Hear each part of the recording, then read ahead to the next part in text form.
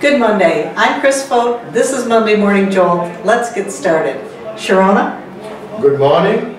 Today we have Simon Bray. One of the things about Simon is he brings money into Fort Wayne. What I mean is, like, he does a lot of international business and bring stuff, like a lot of people, they take stuff away from United States, Fort Wayne, and take it elsewhere. He brings it back home. But I have known him for quite some time. He has done many businesses here in Fort Wayne, has been successful and sold those businesses. Right now he's focusing in Africa, right? So Simon, tell us, what do you do? I know you do many things, but well, sure. It's sometimes I wake up and I don't know what I do myself. But I'll try to do the best thing, the best I can to explain it. Actually, my main profession is telecommunications. I specialize in voice over the internet protocol, which is VoIP, and data services such as ISP services. I started out in paging about almost 20 years ago, and just went from paging to local phone services. I used to own a company here in Fort Wayne called Indiana Telephone Connect. We were an alternative solution to Verizon. For example, in the early 1996, they deregulated the telecoms, which allowed pretty much anybody who had the capabilities to actually start their own phone company. So we started that here in Fort Wayne after I sold my paging company out of Georgia, and I relocated here. At the end of selling that company in 2003, I was invited to come to go to Chad, Africa, to assist in their development. At the time, they were one of the newest oil-producing countries in the world. They started producing oil in 2003. I was invited in 2004. So the 80% of the oil revenues were earmarked for infrastructure such as telecommunications, road building, the healthcare systems there. So local Chadian invited me in to assist, and once I went there, and I just fell in love with the country and opportunity. So right now, currently, I just returned back from a 3-week trip. We set up a ISP company there. We're also working on some telecom projects terminating international calls into 12 different countries in Africa, such as Ethiopia, Kenya, Tanzania. So right now, the African continent is a really a good place to really take my expertise, and ultimately, like Sharon said, my goal is to bring back funds and reinvest those into certain industries here in Fort Wayne.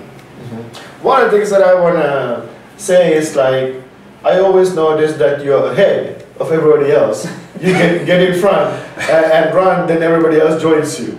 Well, I have to thank God for just giving me the opportunities. One of the things that I'm a technician by trade, and I kind of transferred from being a technician to a businessman, and I've always been able to kind of be at the cutting edge, especially telecommunications. I was always I started in paging. Then once paging started dying out, I was into mobile phones, and then I actually didn't get a passion for mobile phones, so I migrated into the local phone services, and then of course we went into the ISP business, and then international termination of international calls. So it's not easy to stay on top of technology these days, but when you've been doing it as long as I have, you just tend to naturally gravitate towards the new devices. You stay informed of what's going on around you globally. It just keeps you in front.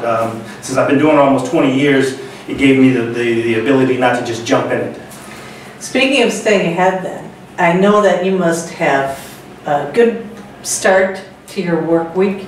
How do you, first of all, do you like Mondays? And then how do you kickstart your Mondays? Mondays are great for me because, personally, it's just a new beginning. I'm able to look at a fresh start. Got a lot of rest over the weekend. Had time with my family, so I'm ready to tackle it again. I spend half of my time, working on things here in America and half in Africa on telephone calls. So, I'm able to really, work real hard during the week. But then when weekends come, I'm able to relax. Right.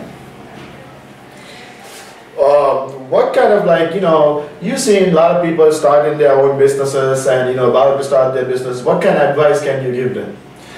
Oh, number one, you have to have patience.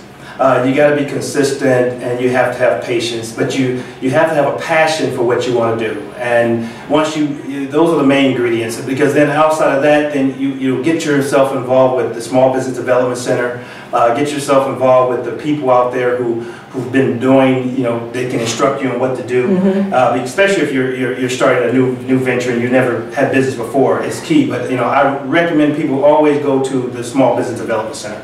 They're a great place to start. Okay. And how, do you have an adage or a philosophy by which you live your life and do business? How would you describe that? Well, first you have to put God first. I have to say that. That's just my philosophy. You put God first, but you always have confidence in yourself that you can achieve whatever you desire to do if you're willing to put the time in to do it. And if you had to pick one superpower, what superpower would you pick? I think you want to be at multiple places at the same time. From knowing you. You want to be in Africa Time right travel. now. That's what I would do. The power to duplicate myself. I like time travel a lot. Oh, yeah. And then, is there something even people who know you well would be surprised to hear about you? Something you've done, or? That I second guess myself. Really? You have doubts every now and again? Yeah. Most people around me, they look at me as a guy who's consistent, focused, and I see where I'm going. I just go there, no matter what's in my what obstacles I face. I just go towards it. But getting to those points internally, I deal with a lot of self-doubt. But at the end of the day, I make the decision and I move. Yeah, but that's kind of validation, right? Exactly. You cannot recklessly do things. That's correct. That's correct. Yeah, you have to do things with a plan. So second guessing sometimes might not be a bad thing. It's not a bad. But I wouldn't have known that you do that because you're always aggressive, pushing, and I always see you confident, right? Right. So how do people get hold of you? My email, because I might be here in Fort Wayne or sitting in Chad, Africa.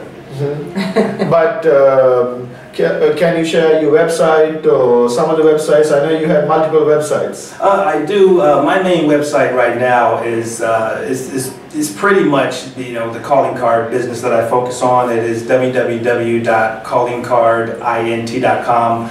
But my Africa website is really SIG. Simon at sigafrica.com. That's Simon at sigafrica.com. That just gives a little bit of information on some of the projects and things that we're doing in Chad, Africa. And also you have a Christian portal.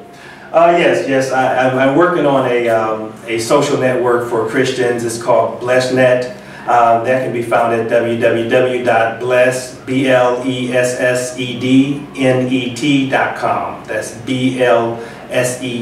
BlessedNet.com, blessednet.com, and it's a great place to share your testimonies and anything you want to talk about when it comes to religion, any questions you may have, you post it there. It's not just for Christians, but it's Christian centric, right? Exactly, and when you say blessed, a lot of people consider blessed being you've been giving something that you didn't deserve.